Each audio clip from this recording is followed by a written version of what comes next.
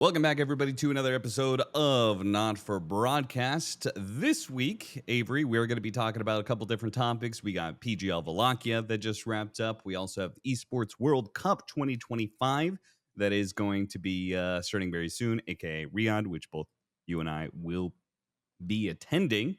I promised that we would break down the groups for that one as a nice little intro to the tournament. So we could start with PGL Wallachia. Did you watch the tournament at all, Avery? Yes. Okay. Was there anything different about this tournament compared to any other tournament that has happened so far this year? Is that a trick question? What is No, this? I'm legitimately asking. Well, I feel like my bet boom prediction is a little vindicated now. You know, they're on the up and up. We already took them down, but Yeah, but I mean, doesn't look so foolish now. You know, they could easily win TI. I Just still have my saying. doubts that they're going to be Just able saying. to come up clutch at, Okay, well, we'll see. We'll see. a I did not stadium have them event. winning it, for the record. I did not have them winning it. Yes. But I knew this team was strong. I always knew it, man. I always knew it. It's good to be right. It's good to be right. That's all I have to say about that tournament. All right. Well, BetBoom did indeed. They took first place over Game and Gladiators, who did very well for themselves at this tournament. I would say Game and Gladiators kind of proved that they were back to some degree. I mean, they 2-0'd Extreme and Team Liquid. They 2-1 Tundra. They 2-0'd Avalis, Tidebound, Aurora. I don't know what you're. They beat a lot of. I was unconvinced.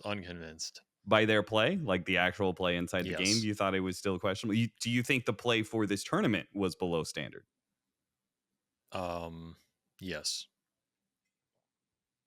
Okay, I think I feel like that's if you brought Quinn on and asked him, he'd be like, "Yeah, everybody was garbage, but we were just less garbage." I think that's what he would say. Which is, I yeah, mean, that's kind of true of any event, but I feel like there are certain events where the quality is higher and people are trying harder, and that one felt a little lower to me. People may be tired or they're not trying because there's Riyadh and TI coming up, so they're not going to go in like 100%. I think the lower tier teams will because they're using it as a training ground, but the upper tier teams are kind of like conserving energy a bit. I don't know. I just wasn't convinced by the games and the drafts and stuff. It felt all over the place. I feel like Gaiman showed the level of improvement they've been showing, but I don't think they were a top 2 team in that event. If you held it again in like a month, that's just my gut read. They also sure. just got eliminated in Fissure in last, so Yeah, I the actually, inconsistency continues. yeah, that was quite the fall from grace. Okay, so the one thing to talk about for PGL Wallachia, I guess there are little standouts. Navi, when you talk about the lower teams really trying hard for this event, Navi, who has already been, going to be replaced by Navi Junior when it comes to the premier squad. The Navi team, aka Uragi, Copy, Boom, Ari, and Kaori, they actually showed up. They got through groups, which I think is already a massive improvement for that team, and they even managed to eliminate Tundra. Do we have any concerns about Tundra? Nah. No. Okay. Just it's a whatever tournament. Uh, When you're a championship level team this close to Riyadh and TI, do it's these not tournaments matter whatever, that much? but I think they were just maybe a little lost in the meta sauce. They could be screwed, but I need to see more to see that. Okay. The one thing What they could be screwed on is I think this meta is shifting. It's shifting a little faster, I want to say. Okay. Watching Wallachia and watching some of these Fissure games, there are a lot more 30 and under matches by the convincing teams. Like, I mean, 30 is it's pretty hard to get under 30-minute win, but I consider like 30 to 35 basically a 30-minute win because that last 5 minutes, the game's already over. You're just like, it just takes 5 minutes to end the game. We're seeing Lycan come back. We're seeing Carry Furion for Mickey. We're seeing Beastmaster. We're seeing SF popular. We saw Pari Vision play Dazzle. We've seen a lot of off-lane Undying. These are fast heroes. They're going to end the game at 30 minutes. Like, you don't get to sit there and farm. And I think Tundra were playing pretty fast with Dyrachyo. They can play fast with Crystallis, but I feel like it's a coin flip because either the meta works for them, they're going to play summons on 33 and they'll push you down like you did with Liquid, or they will not do that. They'll play greedier and they will get run over. I Okay. assume that they're not going to end up in that style, but that's why I think there's like a 20% chance they somehow do and they lose a bunch of games at the start of a tournament because of that until they switch to the other mode. And I think sometimes you can just get eliminated like that. So It does kind of feel like a chicken and egg scenario, though, because if we're talking about maybe teams aren't trying as hard for this tournament or whatever, right? Did Game of Gladiators and Team Liquid get top 3 because the meta is shifting towards faster Dota? Or yes, does it look like the meta is shifting to faster Dota just because those were the teams that were better informed, so therefore games were faster? no. Okay, fair enough. All right. So If full Gaiman on and meta Liquid are shift. winning, it's because Gaben has blessed them with his magic wand because those teams have not changed at all, and I don't think they will ever change. Okay. Well, I mean, That you doesn't get what make I them bad teams. Like, obviously, they can improve their quality of gameplay and overcome stuff, but I think when Liquid wins or gets top 2 to LAN, the meta's favorable for them. If the meta's unfavorable for them, like I'm talking a strong wind of unfavorability, not like a light gust, you know. We're talking large meta shifts here. If the meta is largely unfavorable for Liquid, they cannot get higher than like top 4. I refuse to believe it's possible. Okay. Do you share that same sentiment about Game of Gladiators? Yeah, well, I think it's even larger for Gaming. Okay. I think Liquid, okay, maybe that's an exaggeration for Liquid. I think they could get top 30, but they can't win. I think Gaming cannot get like top 8. Okay. All Like right. Fair enough. if it's I'm talking super unfavorable, like an 80% unfavorability, which is very rare. But we have seen it. It does happen on occasional tournaments, but I think most of the time teams hover between like a 35 to 65% favorability window. Um and you're trying to aim for that like 45 to 55, right? If you're in that pocket, you can win any tournament. Okay. Um Obviously, the more flexible you are, you widen the range of metas in which you can be in that pocket. Whereas if you're more strict, like Gaiman, you're a lot narrower. You got to line that up pretty well. And where does Bet Boom fall along this line? I actually don't think they're that meta dependent. I think they're just their own mentality dependent. like Okay. like they're literally the meme of the guys riding on the bicycle and they stick the pipe in the spokes and they're like, oh, who did this? Why did Gavin do this? Like they're that team in a nutshell. They just I sabotage see. themselves. I don't understand. So their bad meta is toxicity. It's not no, it's not toxicity. It's like they get in these rounds where they just pick like they'll pick save the same hero 5 times in a row or something. And it just Yeah. baffles me. They just need to be more open to being flexible and like believing in their versatility and just keep picking stuff. And sometimes it's going to fail miserably and whatever, you just move on. But I think when they are willing to pick anything for save and pure, like they can do well in almost any meta. Mm-hmm. But sometimes it feels like they get stuck in these ruts or they get too stuck trying to play what other people are playing or something instead of just doing their own thing, and like it kills their momentum and vibe. That's my gut read of that team, but they could have some internal problems too. Who the fuck knows? I mean, um, I think it's pretty safe to say that almost every Dota team has internal problems, and on average, almost all the CIS teams have problems that become more vocal a lot faster. Put it that way. Um, so usually, if you're not winning, you're fist fighting. Okay. Fair enough. Speaking of bad mentality, it was a bit of drama at PGL Wallachia. Avery, did you see this?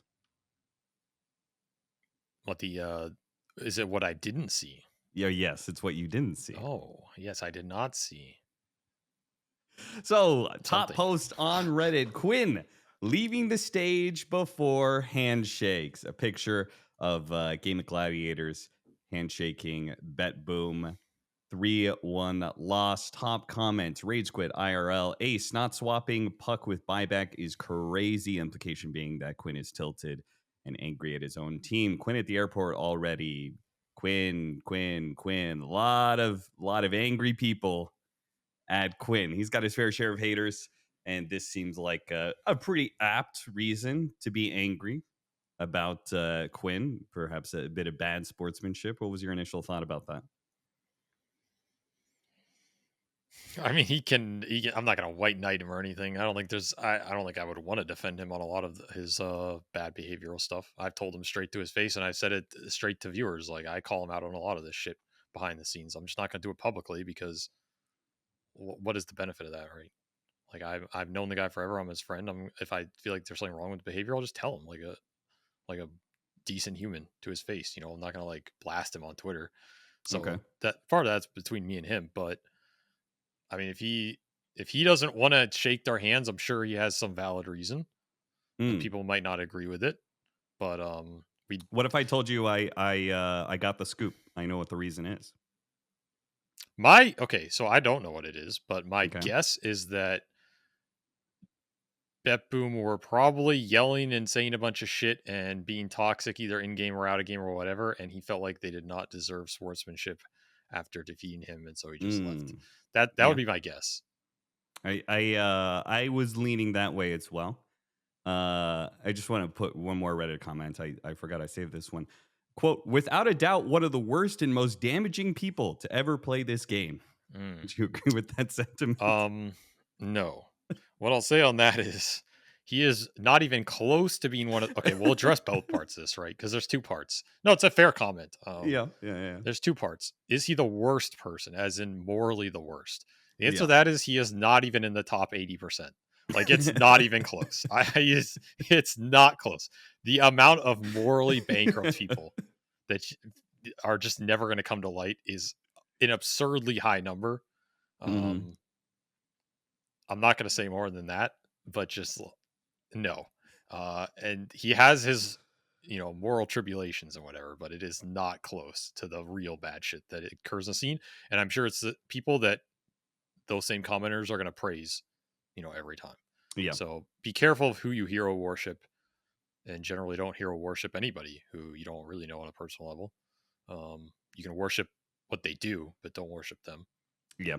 At the same time, you don't really know much about these guys, so if you don't know them, it's better not to criticize them as a person. You can criticize their actions, which I think is the more fair point, right? I think to say he's one of the worst people in the scene is pretty unfair because you don't know him. To say he's one of the worst people for Dota is a fair comment if you logically believe that. Now we can look at that track record. We can analyze: has Quinn actually been one of the worst people for Dota? Again, I think it's a fair comment to make Okay. because you don't need to know him to make that comment, right? Sure. I honestly don't know. I don't know enough to. I'm gonna lean on no, but but it's possible. I'm not gonna rule it out. Okay. All right. I mean, Well, who's been worse for Dota? Actually, I know who, but I'm not. I was about I'm not to gonna say any names here. There's some names that maybe came to mind, but yeah, those are yeah. I like my job, so anyway, we'll focusing move on on this from that one. drama that is public. So yeah, I had a conversation with Quinn, and I got the Nice. information. I figured there had to be a reason for what went down. Oh, yeah, I'm Whether sure or he not had it a was a reason. good reason or not was a good question. So I know exactly what the beef is with Bet Boom, and we'll talk about it now. It pretty much comes down to he didn't know there was going to be handshakes.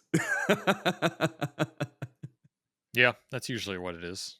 My second guess was going to be it's usually someone just they either don't remember it or like they're so in their head about the game and how it ended and losing that they just kind of leave. Like I've left the stage and just like I've left gear on the PC before, because you Yes. just zone out. You're like, oh fuck, we lost. And you're thinking about all the shit you lost. Like you just pack up your bag and leave, and then you're like in the van. You're like, oh shit, I just left half my shit at the PC. Like we've Yeah. all done that. So imagine you're in those situations where there's a lot of pressure and you're in a finals and all that. You can easily forget a lot of stuff. That doesn't mean you like slight the Particularly person. for the final game of the tournament, Yeah. sometimes you go straight to the trophy lift. So he now people Also are true. there are going to be people who may refuse to believe this, but like he said, yeah, I didn't know there was going to be a handshake. He was just upset that they lost, and he just didn't want to be like on camera, and he just wanted to like clear the air. So he left. He's thought, I'll just come back for my gear later. And then next thing you know, BetBoom has gone over and done handshakes, and Quinn's not there, and Reddit has created a 1,500 upvote post about how Quinn's a terrible person. And at least from his side of the story, it seems like it was all just a misunderstanding. He said there's no beef with BetBoom. He actually has no beef with them whatsoever. I mean, I believe him. I don't think he would lie about this. I don't think he cares enough to lie. Yeah, I mean, honestly. he didn't even know about this. He didn't even know about the post. I asked him about it. He was I think like, this is. "Oh yeah, I'm not on Reddit, so I didn't know this was a thing." I mean, the problem with Reddit is like you get some throw like that, and it represents like 200 people. It's Yeah, like, what are wow. 200 people in a community of millions? It's just completely irrelevant. And the I problem mean, is, there's it's the most vocal. 422 comments, so it's a little bit more than 200. Okay, so right? 400 Like, people. yeah, Obviously, there's a bunch of people who might not comment. It's not accurate, but it's a vocal minority, and I just feel like, I mean, I've said this before that I think the Dota community is awesome in a lot of ways, but its biggest drawback is that it tends to dramatize and complain about everything, which is what most communities do. That's not like a Dota sure. isolated issue, but especially in online communities, man, it's way too easy to do, and it's way too enjoyable for most people, and it's way too fun. So you're never really going to stop it, but it is valuable to take a step back and be like, what am I actually saying here, and what do I actually know about the situation? Because it's way too easy to just start railing into people when we have very little information about a subject. I mean, I feel like every decision Valve ever made that got lambasted on Reddit was like people just skewering everything they did, and they have zero information on why the decision was made. And Sure. that doesn't invalidate them posting an opinion, but like, you don't have to get vicious with it. Your opinion can be like, why did Quinn not shake their hand? I would like to know. Instead, it's like, he deserves to be murdered. It's like, how do you know enough about this situation to make that indictment, right? It's obviously based on bias. And the same thing I, happened with a lot of like Valve's decision making too. It's just mm. like, why are they doing this for DPC? And instead of, I would like to understand Valve's decision making on this DPC and like why they went this way instead of this way. If they could give us more info, that'd be cool. Maybe they never do because it's Valve. I mean, that's Okay. probably part of the frustration is the community feels like they Okay, don't get yeah, enough information. but then you can't yeah. jump from that to like they should sell the entire game IP to somebody else and never touch another video game. It's just like everything becomes so extreme so fast. There is no middle ground. Everything is extremely black and white. I hate that crap. So I mean, I'm sure Quinn had a reason. Like, this guy has shook many people's hands after. It's not like he has never shaken someone's hand. Yeah, after I was about to say something. he's lost a lot of games. Yeah, You've seen like, him lose a what? lot of games, and he's done It plenty just of handshakes. it doesn't make sense. It's like these things you stop and think about. It just doesn't make sense. But it's obviously people who just hate him, which is again fair. Like I think if you are a hater of Quinn, that's totally fair because he did tell you to suck his nuts for like 2 years, and he was a big dick in a lot of situations in media. And he was a pretty big asshole in a lot of pubs and pretty big asshole on social media. And like, fair enough, man. I'm not going to sit here and defend him on all those points. He's going to reap what he sows. So he's going to have a lot of people that hate him. And those people that hate him are going to get in any of these opportunities to rail on him. And that's totally fair. So I understand it. I don't even think he's mad about it. It's like, if you engender haters, the haters are going to hate. What are you going to do? But are they correct? No, not necessarily, but haters gonna hate. Like I hate on LeBron. I have nothing against LeBron. I think he's an awesome person as far as I know. But I'm not gonna believe me, I've heard Avery hate on a lot of people when it comes to sports. That seems to be pretty good people, but yeah, but I always backed it up with like, I'm sure he's a nice person. Like I could sit here and say, I will hate watch Liquid, but I don't do that because I hate Liquid. I still enjoy watching them succeed. I think they're awesome dudes. I think they're one of the best teams in Dota in terms of people behind that team and who they are and what they represent. I will always say that. I just enjoy hate watching. Like, you just enjoy hate watching certain teams.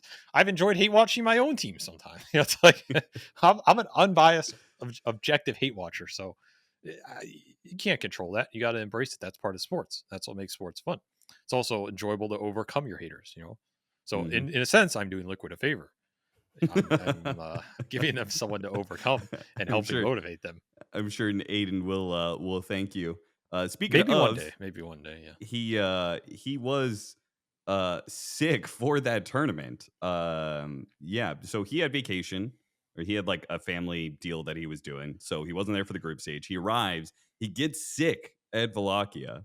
Apparently gets pretty damn sick.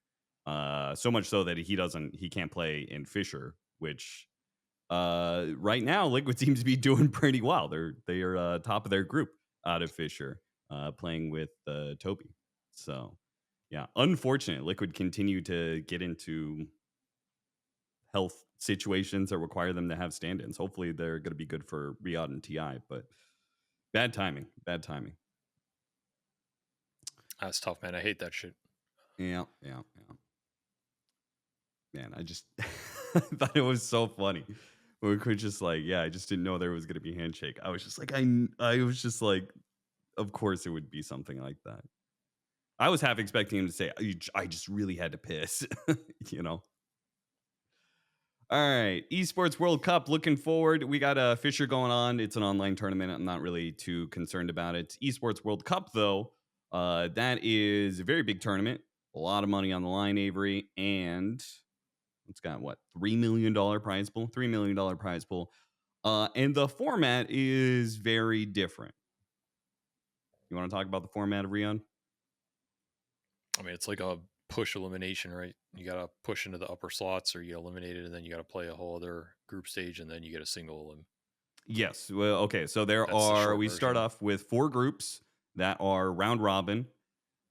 If you end up in the top of your group, you are straight to playoffs. If you end up second, third, or fourth in your group, you go into what is called the elimination phase. And if you are third and fourth, you start at the beginning of the elimination phase. If you are second in your group, you get seated one step closer. Basically means that if you get second in your group, you only have to win 1 series to get to playoffs. If you're ending up in third or fourth, you have to win 2 series in order to stave off elimination and make it into playoffs. And the playoffs itself, Avery, is also single elimination. You like single elimination? I don't think anybody likes single elim.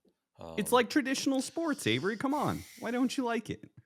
Okay, actually, I don't mind a single elim bracket for Dota if it is larger and the seeding into it is based on more games. Okay. I don't like single elim, like, because what happens now is if you win your group, you can basically end up playing 6 series and you just win. That is correct. Yeah. Like, what? You know 6 that wins, you're means in, baby. that you can literally play 12 games of Dota. If you go 12-0, you win $1 million in Rio. Like, that's wacky. I hate that shit because one, I think it's bad for the team that makes that happen. Like, the storyline's not as good. And Yeah. two, it's bad for a team that could win, but will end up not playing enough games to get into form. So it's kind of bad on both ends for Dota specifically, because there are a lot of teams that need time to warm up, and like they could be good, but now they might get seeded worse because they don't have a chance. And then you're in a single limb situation. It gets really weird. Like we've heard this at TI when TI had that format that um, there were teams that complained like we actually didn't get to play enough games before the playoffs started. Um, there was one year where it was really bad, like you played like 2 series or something. Um, and it's a big problem in Dota. Like you need time to warm up to the tournament meta. You might be in the worst meta group compared to the better meta group. You might have to adjust, like play more scrims before playoffs to adjust. And like it's just wonky. Like you rather play more games. I feel like all these teams rather play more games before playoffs at the big tournaments. So this puts you in a position where you might play less the better you are. Um, so I don't think it really favors anybody. I think it's just bad. And like you have this big elimination bracket in the middle, which I'm fine with, but I just don't like seeding someone directly. I think you could seed them deeper in that elimination bracket, but still let them play more games going into that playoff stage if it's going to be single limb, or have it so the single limb is like a true, double sided single limb bracket with like 16 teams playing in it. You have 2 sides of it with 8. Like I think that can be another way to justify single limb, because then at least you get more elimination series.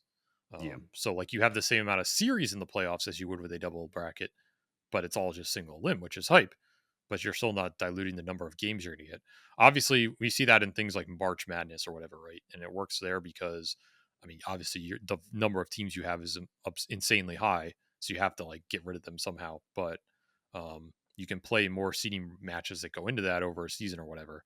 Whereas here, you might not have time to like. You're obviously not going to bring in 32 teams and then eliminate 16 to have 16 left. So that method kind of goes out the window. But I don't know. I feel like you could still get more creative with it. Like I still think you could have done like some double-sided bracket with,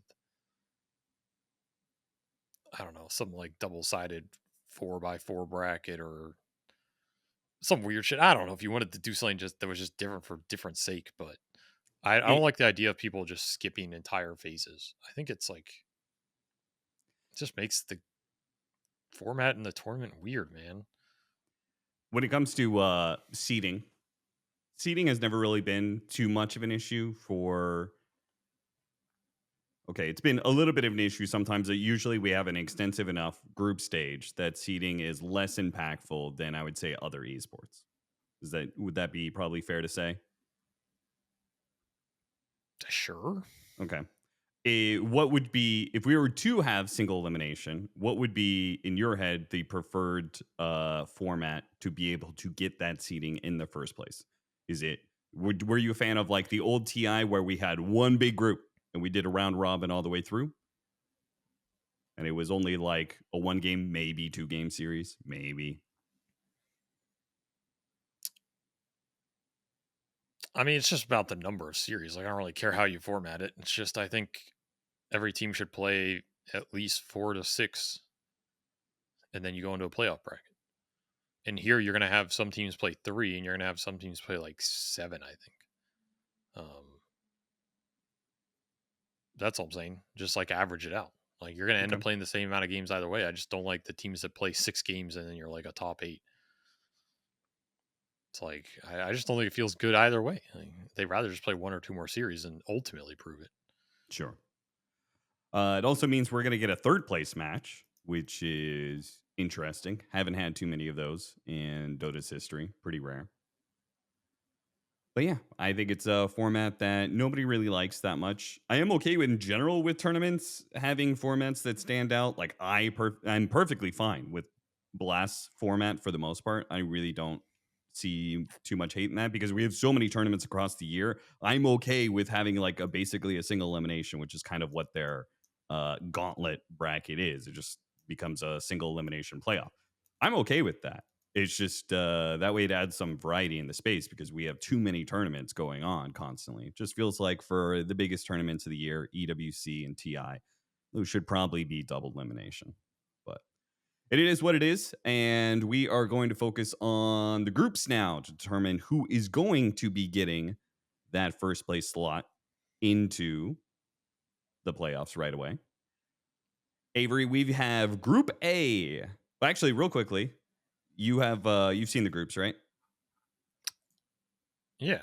Which one do you think is the group of death? Uh, I mean, well, how do you qualify a group of death? Is it the strongest group overall, or is it the hardest group to get to a certain threshold on? Because those are two different Well, things, right? there is no elimination out of groups for this format, so I don't think a group of death could be whoever is the hardest time to be able to get through. I think it's just the strongest group in general. Which one do you think is the strongest group in general? Because normally the group of death is like, oh, this one team has to play against 3 really strong teams, and the bottom team gets eliminated. Man, they're really screwed. But that's not the case here. I mean, honestly, it's probably between Group B and Group A. I think Group B is the strongest group, like on average, but I don't think because I think Falcons, Gaiman, and BetBoom are all pretty good teams. I think they're all top 6 teams, Yeah, especially top now the 8. game and got to another finals again. Yeah, it's a very tough group for execration. Yeah. Good luck to them. Um, I think Group A is also pretty close. Like I think both Talon and Navi are pretty good, and then of course you have Spirit Extreme to round that out. Like I think that group is maybe the closest group. I could see any 4 of those teams win it. I could see any 4 of them get last in that group. Honestly, I think Spirit would be the most surprising, but I think that's the closest group. And I think Group C is the most lopsided. I think I'd be very surprised if Tundra does not come out of there. And then I think like Yandex, who the But I hell thought you said the knows? Eastern European teams. They're all really good. That's why they're all in like the same group. It's basically just four. I mean, Tundra's not Eastern European, but they have Crystallis, so whatever.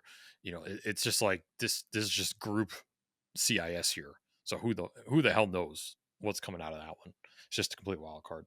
Group D, I think, is the most clear for me. I fully expect Pari Vision and Liquid to come out of there in the top two. Shopify has actually put up some decent games. They have. They're showing a little bit of glimmer of hope. They don't have any hope for TI, but maybe they can put on a good show for Riyadh. All right, so we'll start with Group A. Ranking-wise, what do you think? Spirit on top? I don't know, man. This is the hardest group, I think. I mean, I will say Spirit, but I think this is a complete coin flip of a group. But I would say like Spirit, Navi, Extreme, Talon.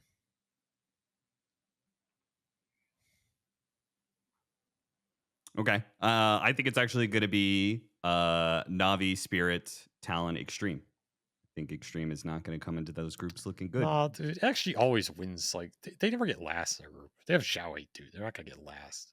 It's not an elimination group, so. Group B. Whatever, bro. Whatever. Bad Bet Boom, Execration, Gaming Gladiators, Falcons. I assume we're all putting Execration at the bottom. Unfortunately, yes. Yeah. I will root for them though. I like this team. Rough group. I think they'll take a game or two. Like I don't think they're going to get I don't think they're going to go like 0-6. Or I guess it would be. Yeah, I don't think they're going to go 0-6. I think it'll be like 2 or 3 something. But I could also see them beat Gaiman. Well, Gaiman's a coin flip right now. They clearly have. Yeah, that's why I feel like they're the exact kind of team that Gaiman loses to. Some team that plays like pretty fast, chaotic with random picks, and just like Gaiman just fucks up a little bit and they tilt. It was like I could see them beat Gaiman. But I think it's probably still hard for them not to get last year unless Falcons are just in terrible form. I'd probably give it Bet Boom and then Falcons, Gaiman, Execration. I would say Bet Boom, Gaiman, Falcons, Execration.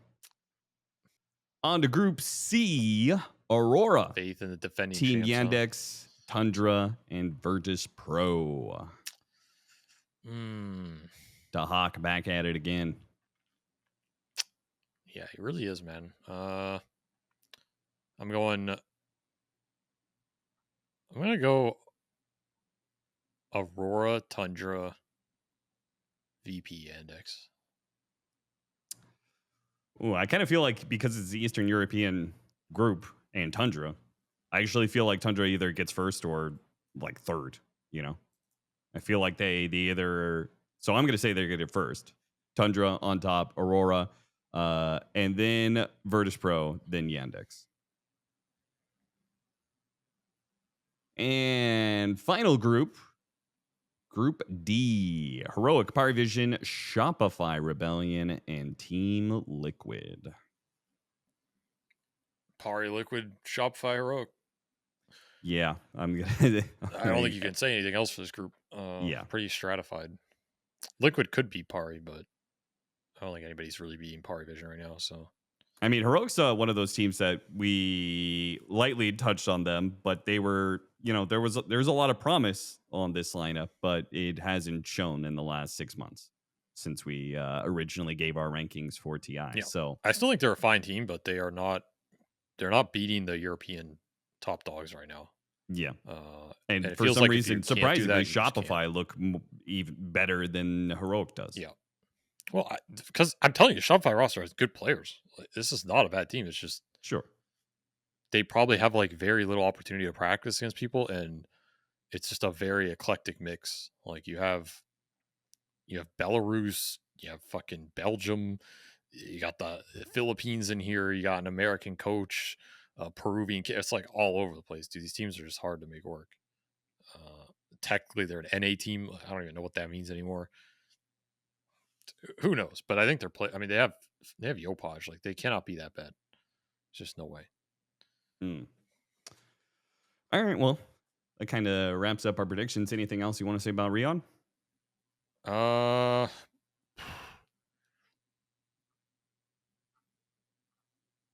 who do you think's going to win? I mean, that's the ultimate prediction, right? You can't say Pari Vision because obviously saying Pari Vision is like the safe pick here.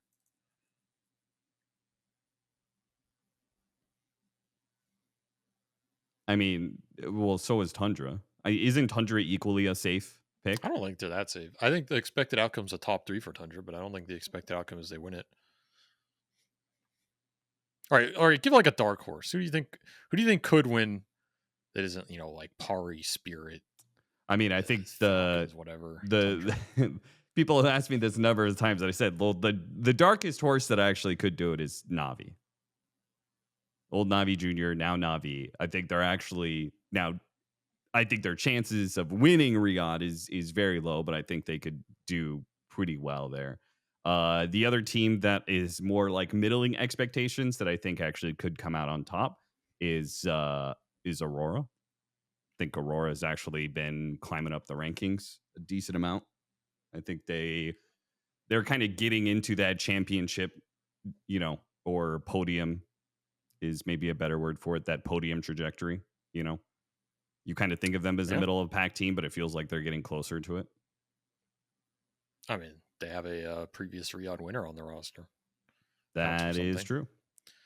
I think the 3 for me are, I mean, Aurora I think is in there, but I think Talon and Extreme could actually make a deep run. I think people are not giving them enough credit, because Talon has done it before. These guys, they have some like mojo at this event, and I think that team is actually pretty good. I think that team is pretty underrated right now. They kind of like bombed out in the C-quals recently, but I think Talon will actually do better against international teams than against C teams. Like 100%. I guess I feel about them the same way I feel about BetBoom. I will never back them to win the whole tournament. Oh no, I don't think they're going to win the whole thing, but I think they could get a top 3. Sure, they get another top 3. And I just think they have a really strong tri-core. People should not underestimate it because people like to meme on them because like 23's time with OG and whatever, but this guy plays way better in his own region. Makoto's still a beast. WS is, best up and coming offlaner from C. Like, these guys are good. And I think they actually have a pretty good play style against European teams if they don't throw games. So I actually kind of favor them on like international land like this, which I think in those sequels, those things are just brutal because it's too much interregional bullshit. So I wouldn't underrate them because of that. I think they have why is there too much interregional bullshit in C?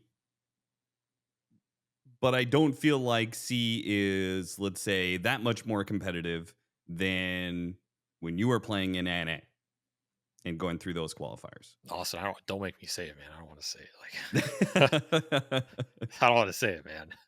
You're gonna have to say it. Why is there more interregional bullshit in C? Yeah. Really, Austin? Really? You're gonna make me say it, huh? Yeah. Because they all fucking hate each other. Okay. They have so many fucking grudges. They've all been on past teams with each other. There's like in some cases, literal racism, right? It's just like straight up can't have Filipinos on this team, can't have Malaysians on this team. I don't want to play with the Singaporeans. They're elitist. Like, there's so much little beefs like this. So in some cases, not little, but I feel like every one of these teams, they play against other team and like they know the dudes on the team. They've known them for a while. They probably hate at least 2 or 3 of them. NA was like this too. Like, NA had all the beefs like that, just in different ways. So like, I know what that's like. Yeah, but just there weren't as many still teams. Remain the top dogs. I feel like because it was more stratified. Recently, it was never you never missed the top NA team from TI. But that's because there was like only 2. It was whatever EG was, and it was whoever the other team. Where C had way more larger player base and more viable teams and whatever. So it's like if you had 4 or 5 EGs, right? That all hated the other EG. That's C. Like, there's just too much fucking beef, man. And little stability means like all that beef gets circulated a lot. That's what I think. There's a lot of interregional bullshit. I think CIS, like Eastern Europe, is also kind of similar. A lot of those guys have beef with each other, and they all are like extremely competitive against each other. And they're very close in skill. So it creates a lot of just like chaoticness and throwiness and upheaval. Like, you have this Toronto Tokyo guy playing against fucking Spirit, right? And then you have like, it's like shit like that. It makes for really wacky results that they don't tell you if this team's gonna be good on an international level, because like, there's no way that this Aurora team plays the same against Spirit or Navi as they're gonna play against some Extreme Gaming or Talon or like whoever, right? There's just no fuck. I refuse to believe that, and so that's why hate Austin, pure spite. Some regions are just more spiteful, okay, and unfortunately, in the case of North America, our spite literally destroyed us. We destroyed ourselves in spite. There's only one spite Darth Lord left. It's Bulba, who fights on the glorious spite fight. Yeah, I mean, it's pretty much up to it'll be interesting to see what NA looks like next season. Is Wildcard just the number one team of North America? Are they actual contender for international events? I don't know, man. I'm about to go back and sign some team up. It's looking wide open. Know what I'm saying? Like, I mean, I feel like tournament organizers are looking at that region going, let's just go ahead and fold them into the South American qualifier, you know? Yeah, very well could happen. But it's still like free viewership. I don't know why you wouldn't run it. Sure. It's not like it costs you anything to run NA quals. Like, what does it cost you? Well, it costs you less and less year over year, it seems like, from what I've heard from caster salaries. So it costs you nothing. So I think it's still better to run it than not run it. But okay, but if there's not a Premier org, there's no EG, there's no more Shopify. Do you still care about getting that NA team? Maybe it would just be better to have another South American team for viewership.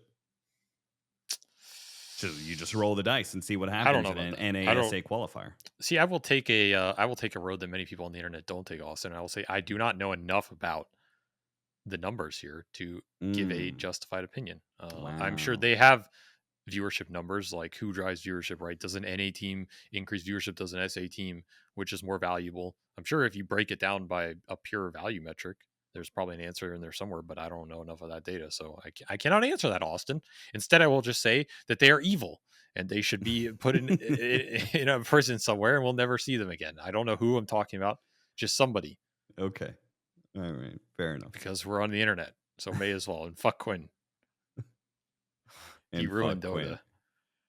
Anything else you want to talk about for this episode? Your mom. All right. Well, I had the request to make this a longer episode, so we are going to talk about one more topic. Who requested that? Wait. People on the internet. Serious? Who? Yes, I'm being serious. I want a name. You'll just have to go into YouTube comments and Twitch chat. I don't know what to tell you, bud. You complained about a short episode last week. No, I don't have a problem with it. I just want to know if it came from the top down, or if it did it come from the big boss man, or did it did not come from the big boss man. So fine. I had a conversation. After the conversation with Quinn of like, hey, what happened with the handshake? We got into a long, interesting conversation. And when he initially brought this idea to me, I was like, I don't even know what you mean. Quinn pretty much told me. You're talking about gambling on horse girls. That's what you're talking about. That's the hot new trend. No, we're not talking about Ume, Musame, Mumi, whatever it is. You know a lot about it there, Austin. You know a lot about it. Suspicious. He said, let's see if you agree with this, that Dota at the highest level is not nearly as much as a team game as people think. What do you think about that? Dota at the highest level is not as much of a team game as the average viewer thinks. Yes. Like, as in right now, or just in general? Right Like, he's saying, has it now, become more like that? modern era of Dota, let's say. Yeah, did he think it used to be like that more and it's less now, or does he think it's Yes, he used always to think it was more of a team game, Mm.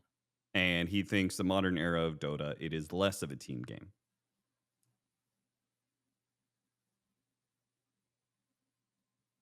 See, I already was like, I don't know what you mean. I need to tease out like what you're talking about exactly.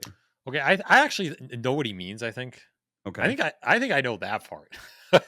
Okay. So what do you think he But means? there's parts of it that sound weird to me because then, like, why did, for example, there are teams that stick out against this initially in my trend. Maybe I'd have to think about it more, but my initial gut reaction is like, well, then why did EG suck so much dick? But I guess you could say, like, I guess you could say they didn't in a way because they did really They well did during the very era. well. But then, They were the second most successful team but of but my like year point by is, I year think a lot of sometimes. people would have said they were super successful because they had some of the best individual players at the time, but their team gameplay and stuff held them back. Possibly. Yeah. Right. Like when they eventually went up against like an OG or something and they lost that close series, it wasn't because they had worse players. It was like OG was the better team, right? Um,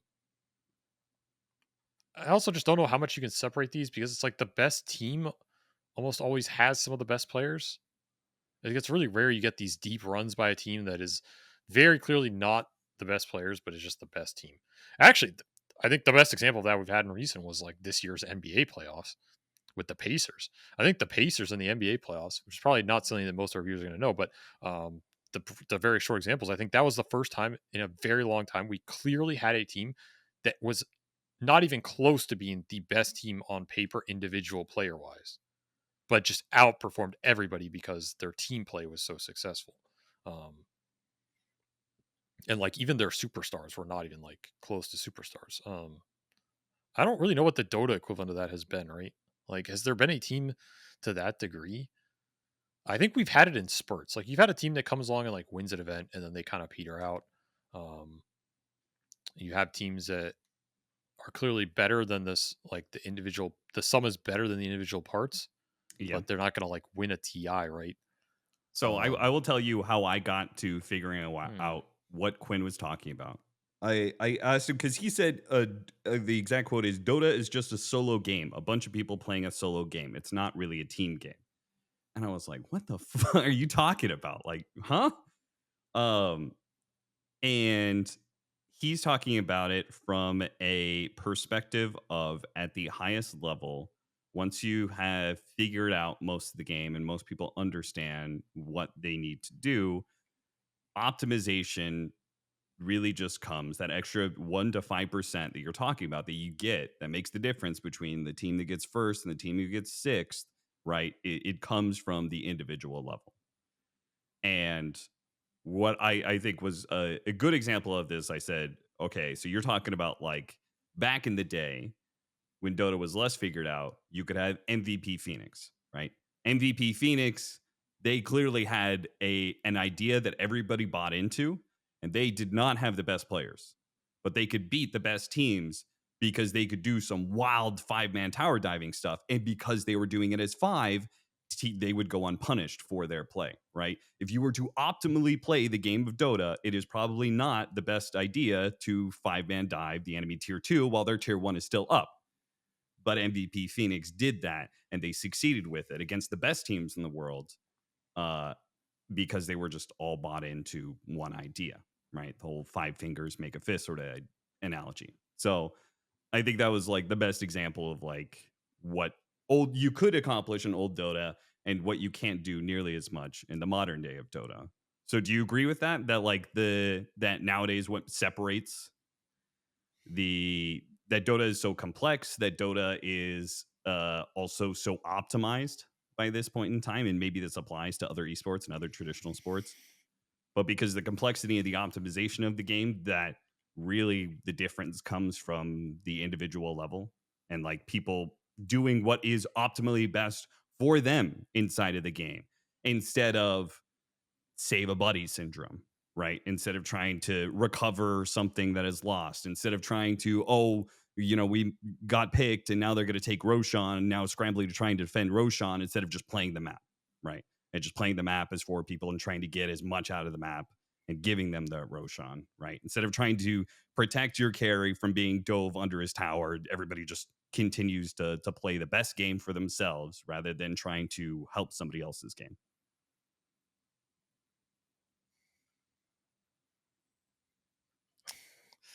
I mean, kind of. I don't know. The point of there being teams that used to be able to disrupt top teams by just playing a specific way is true. CDEC was one of those. They almost won TI off it and then Yeah. never did anything again. But the problem is every one of these teams that's ever existed in Dota only exists for that one idea. And it's like, it doesn't seem like you can just keep coming up with some new one idea. And you can't change your team to play a completely different way. So then what happens when you get patched out? You're just permanently fucked. So it's like not a viable strategy in the first place, right? Mm. That's kind of my issue with it. Like that type of team play has never been a viable long-term strategy in Dota because the game always gets patched. So that's kind of Okay. the problem. And people like are going to adapt to your meta anyway. And like if it's really that good, they're going to start copying you. And then what happens when everybody is playing CDEC Dota or everybody's playing MVP Phoenix Dota if the game never changes and it never gets patched, so everybody adapts because that's the best way to play it. Well, is MVP Phoenix or CDEC going to continue to win? Probably not, because they're going to go up against teams that have better players who play their exact style and mirror them and just do it better. So like, it still kind of comes down to that in the end. I think you can short term disrupt good teams, but you long term have to be able to match them individually. Okay. Because the game just changes too much. So like that's life. I think I mean some of that's also the game was less developed, so there was more room to do that. And also the game has changed. I think his most valid point in here is that so my initial interpretation of the entire thing was I felt like he was saying it from a viewpoint of like there's so much to do in Dota that consumes your time in a given game, and people have figured so much of it out that everybody kind of just knows what they have to do, and it's like the people who just do it better tend to win. And it's not as if you're in this game coming up with some crazy maneuver or strategy no one's seen. Like, right? There's no play call being made in this game that's just Sure. like, yeah, you might clutch up some random game with like, oh, I'm gonna blink in the Roche pit and like you snatch an Aegis. Okay, whatever. But there's no like, oh guys, let's like use this map formation and do this. And like everyone's just kind of playing. I think draft is like the best area you can do that, obviously. Like you can pull out really cool drafts and heroes that people haven't seen and use good strategy. I think Parivision's winning a lot of games off that, to be honest. And they're like better at it than a lot of other teams. So I don't think you can say it about the draft. But yeah, I mean, if you go in lanes and you win lanes by 10% every game, your chances to go deep in lanes are significantly better. If you can team fight 10% better than a lot of other teams because your communication is more streamlined, your chances to go deeper in tournaments are just better. I mean, how much of those are individual skills versus team skills? I think he's maybe underrating how much those are team skills a little bit, but those team skills are built by individuals on the team, and everybody has to be capable of doing them. So, like, it's a catch-22. I think it's just pro players are frustrated with the fact that the games all feel very similar and there's too much farm. I think it kind of boils down to that. Like, there's just too much farm on the map. And what There happens is really is no sacrificial role in Dota no, anymore it's just in that regard. Nobody everything. really has to make sacrifices for anybody else. I think the interesting strategic choices and hero choices that occur in Dota are when you have to make trade offs. Because that's ultimately what drives the decision making process. Is I would like to pick this hero here, but what will it do? I would like to be able to purchase this item, but do I have the time or the ability to get there? I would like to be able to do this in the team fight. Do I have the ability to purchase an item or pick a hero to let me do that? These questions are all balanced by the fact that the map has finite resources and you might lose some of that space to the enemy. You can take advantage of faster timings. So, can you get there and how can you get there? But the problem is, I feel like in the modern state of Dota, it's the answer is always yes by default. Like the answer is Yeah. always yes. I can get there. And yes, I can build an item to fix my problem. And yes, like this hero has enough capabilities to solve most of the issues that I would probably encounter by a counter pick. So I don't really give a damn. I'm just gonna pick whatever the fuck I want, and if I play better, I'll probably win. Like that's I feel like what most of these trade offs come down to.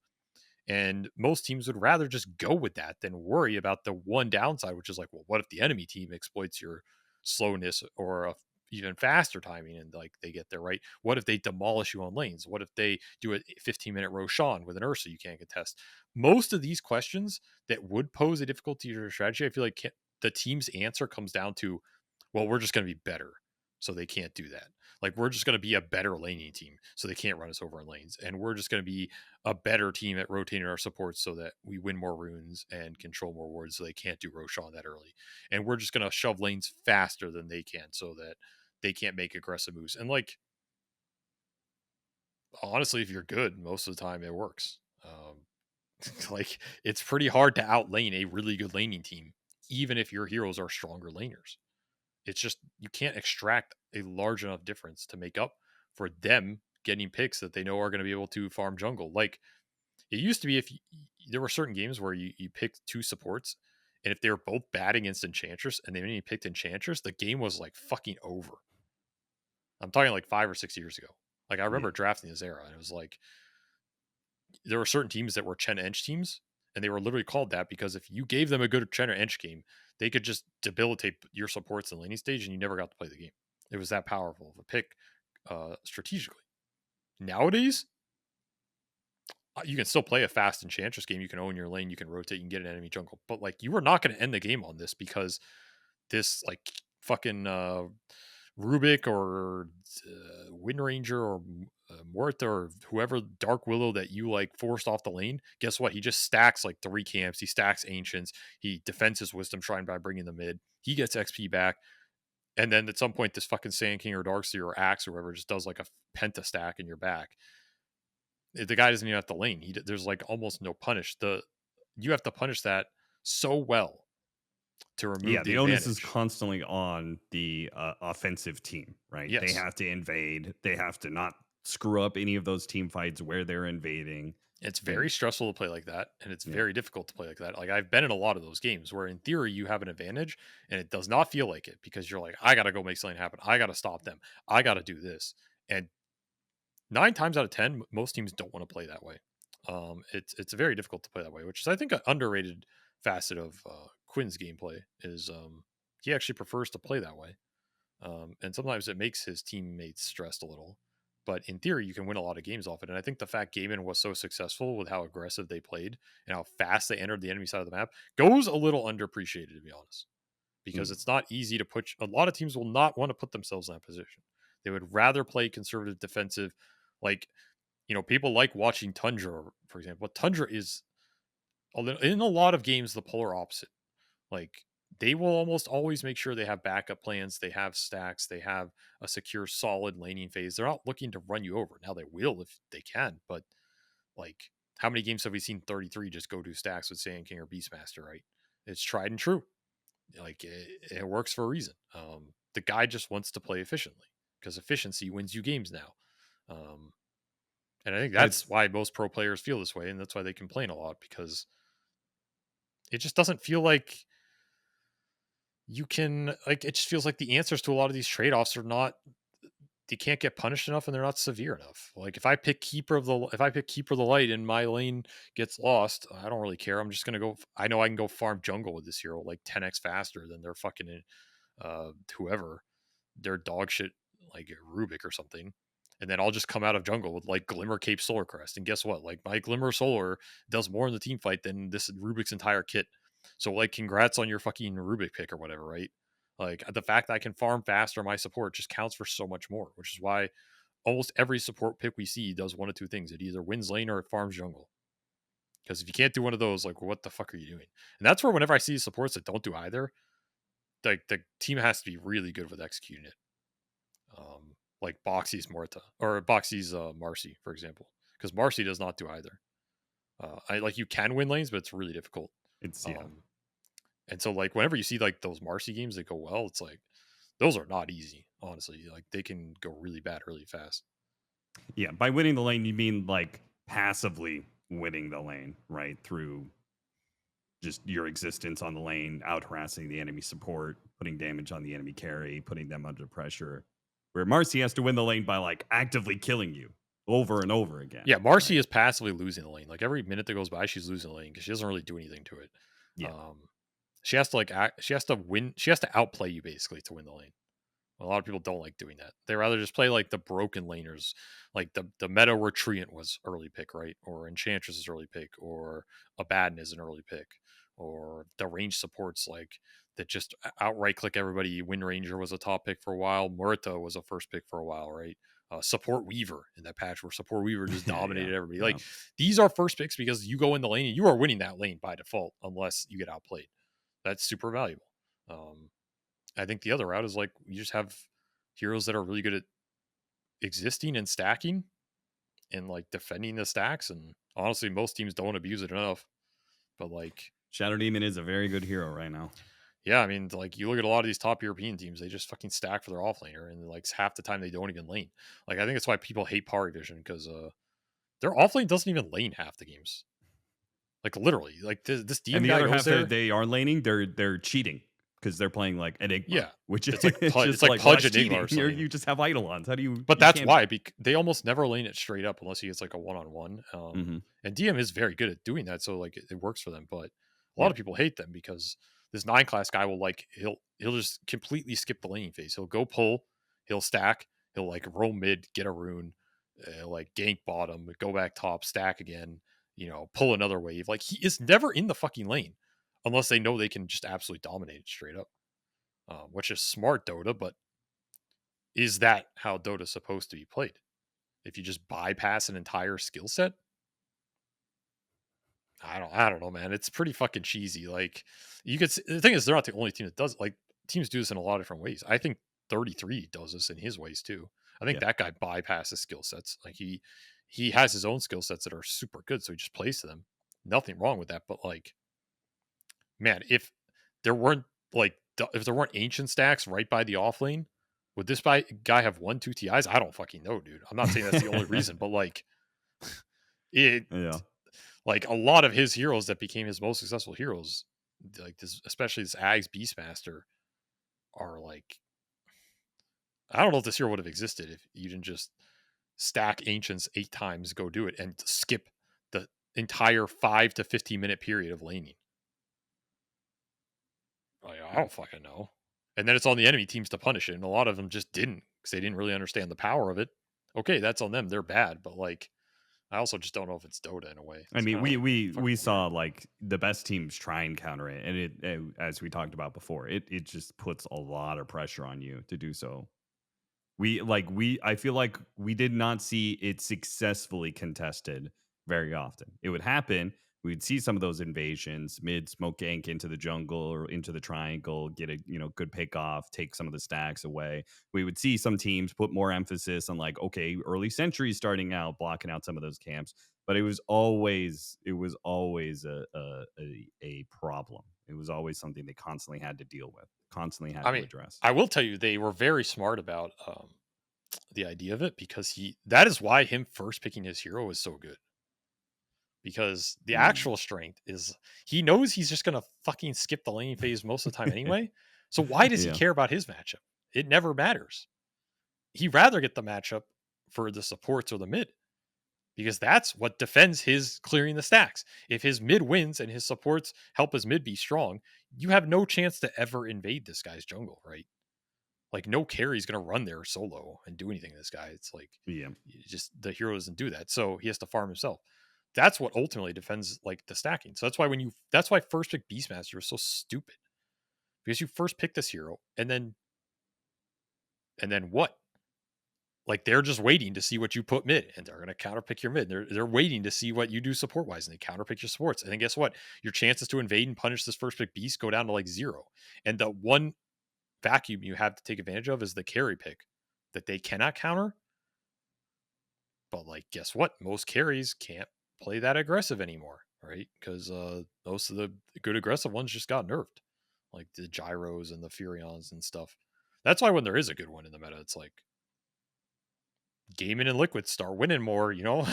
Yeah. They can Yeah. start to punish these fucking stack clear cheese lords because this carry Furion or Gyro or Lifestealer or Alk is going to take your every fucking building at 50 minutes. That Dyrachyo Alk is going to go mid at 12 minutes and fucking shellac your dude and take his tower and win the game while you're doing ancient stacks. And that's literally what we saw. But if you don't have that aggressive carry option, then the first pick Beast and the first pick Sand King, whatever, just dominates. Like first pick Doom, you can't do anything about these heroes. There's no fucking chance. Like, so that's the kind of thing I think pro players complain about. It's like, but I don't know what you're supposed to do about that. Like, unless you just overhaul mechanics of the game or change the drafting sequence considerably. Like you prohibit core picks until second phase. That don't know if I love that. That feels like an inelegant fix to the situation. But, I don't know. I'm just saying, like, there maybe some really creative wild card shit you could do, right, to try and switch things up. Because I don't like these. I honestly don't like these first pick cores that skip laning phase. I think they're icky, man. They're fucking icky. Like they create a really weird strategic issue that is not fun to figure out, and it's not cool when the enemy team figures it out. It's just annoying, and most teams refuse. Most teams are at the point where they're not even trying. They're just like, fuck it, I'll just fucking play it straight up back and hope we outskill you. You know? It's like, so it's just stupid. I don't know. That's something that could be fixed, but I do love casting the games where we check out the camp stacked timer at 10 minutes and both sides are sitting at like 8 stacks apiece, you know? Yeah, because it's the right way to play. And it's honestly the right way to apply pressure in the draft. Like if I'm going to first pick an early core, I'm not going to take like fucking OD or something. You know? Like, what is the backup plan for the OD? It's just no fucking, I don't care how strong he is in the meta. It makes no sense. Like I'm going to take the fucking Beastmaster Sand King of the meta, whatever that hero is. That's like, even if he can't lane, he's going to come out of the lane phase on equal footing. Amazing first pick, absolutely amazing. That can exist on any role. It's just most of the time it's a stupid offlane hero because most of their skill sets work that way. But there are certain mids who have existed in metas like that. Like mid Kunkka, I think is like that. Another hero that Parivision plays. True. Noticing a trend here, they play a lot of these fucking heroes, which is why they get away with a lot of these fucking 9 class heroes. Like these things are not isolated, right? In fact, I think all of their cores play at least 1 or 2 of these.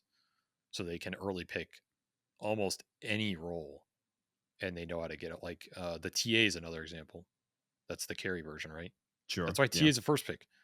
Even if you put Veno Pudge up there, your TA goes jungle level 1. Guess what? She's still higher farm than like the enemy carry in a lot of games by like 15 minutes. Like literally, it's not even, it's just straight up jungle is fucking good. So she does stack super well. She can always contribute on the map with traps, right? It's like she is the safe lane Ags Beastmaster. So that's why these early pick cores are so good because they're so fucking reliable. And then while you're trying to counter them, they get the better counter matchups on the heroes that actually matter to defend that hero while they're jungling. I feel like that's honestly another reason why Parivision beats a lot of teams. They just abuse the shit out of this. And like, I feel like they stole it from 33 and he's like kind of forgotten about it. Maybe he'll go back to it, which would be more disgusting. I would love to see them do it against each other. I guess maybe we'll see that at Riyadh. Yeah, I feel like there was at least one person who took away from that rant that they were just going to first pick TA in their pubs from now on, and just if the lane's bad, just go jungle level 1. I mean, yeah, fucking yeah, why not, dude? Well, that guy's going to get reported is what's going to happen. If I was trying to climb MMR, I would only pick this kind of hero. All right. Well, that puts us over an hour marker. There you go. Longer episode. Apologies to Quinn if I misrepresented his point. We'll get him on the podcast at some point, hopefully after TI sometime. He has next his own season. podcast. He does have his own podcast. You can get me on that one, maybe. Okay, fine. I'll get you on that one. All right, there you go. Thank you for watching another episode of Not for Broadcast. Maybe we'll record one in Riyadh. Maybe try and record one in Riyadh. If not, we'll see you post Riyadh. But thank you very much for watching and goodbye.